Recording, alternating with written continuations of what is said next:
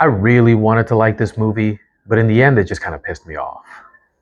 What's up, everybody? So, this is my review of The End of Oak Street, written and directed by David Robert Mitchell, the same guy who did It Follows, which is one of my all time favorite horror movies, even though that list is very, very short because I'm not a big fan of horror movies.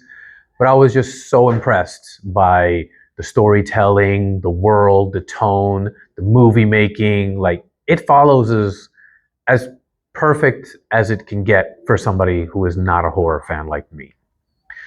But with The End of Oak Street, I mean, the premise I thought was really interesting. And then there's some aspects of it which I think are just expertly done, which kind of shows Mitchell's, craft and competence and abilities as a director. But then there's just part of the storytelling that just kind of really grinds my gears, as a great man once said. It's the movie about this neighborhood street, Oak Street, which gets transported from suburban 1980s America to, I guess, the land of the dinosaurs, basically. And so now they have to not only understand what happened to them, but also stay alive in the process and stick together as a family. And as I remember watching the trailers, I was like, this looks really cool. In a way, what came to mind was like The Quiet Place reversed, where instead of the aliens descending down onto planet Earth and then everyone else has to figure it out, it's one particular slice of land gets transported, to the land of something else, in this case, dinosaurs. And so I thought it was going to be kind of like that. I mean, Quiet Place, I enjoyed a lot, but there are parts of it that, as a parent, just gets a little too real for me. And it was a very difficult movie for me to watch from beginning to end, but also expertly done.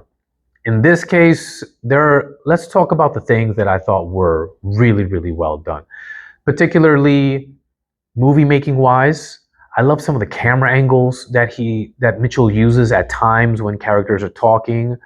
I love how the way the background sets are decorated and kind of set up, because it really adds to this just discomfort that you feel, this uneasiness. I remember when I was in university and I took some film classes, I learned about German expressionism back in the day when movies were just starting to become a thing. And, that was some of the things that they were doing back then to kind of create an atmosphere, to create a feeling of just being unsettled, being uncomfortable.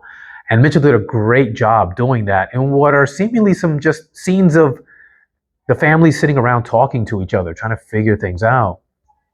And so I thought that was really, really well done. And the tone is really well done. I like how the dinosaurs are expressed. There's kind of a Jaws-like quality in the beginning where you only see them a little bit. So, and then, eventually you see all of them in their glory. But it was little by little. You know what I mean? So I kind of appreciate that, instead of just, trying to wow me with something. He was really trying to draw in the audience with the intrigue and suspense. Now, where it goes very wrong for me is just the family dynamic and the characters in that family. Because I guess with the trailer, I was thinking, as I said, like of The Quiet Place, just like a remixing of that whole premise. And it's not that. It's not an entire family unit pulling all their collective, mental and physical resources to support each other so that they can survive this ordeal.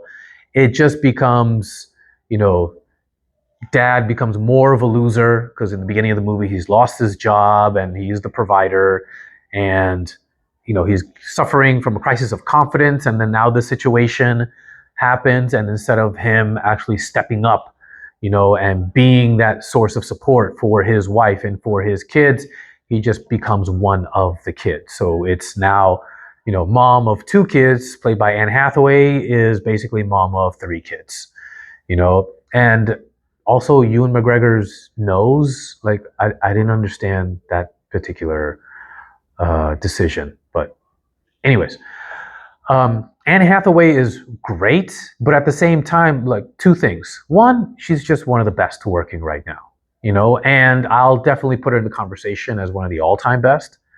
At the same time, she's gonna shine in anything that she does, but the feeling I get is that the reason why she shines is not just because she's really great, is because she's the only one shining. Ewan McGregor is not given much to do, and I also think he's great. But whatever was written on the page, it's just you don't care about him, and his whole role is just, getting diminutive eyes. I don't know if that's a word, but I just wanted to see him less and less. And if that's the role, the direction you want to go in story wise, is just gonna somebody like me, I'm just not gonna dig it. You know what I mean? I wanted to enjoy the dinosaur adventure horror aspect of it, but I also wanted something a little bit more grounded to kind of, keep me keep me investing in the story as well, not just the spectacle of dinosaurs. So it was just a bit of a letdown for me. If there's something in it that you liked, congratulations. I'm happy you enjoyed it, but I'm certainly not one of them. Anyways, those are my thoughts. What about you guys? Let me know what you think in the comments below. Smash that like button, click subscribe, and I'll see you guys next time.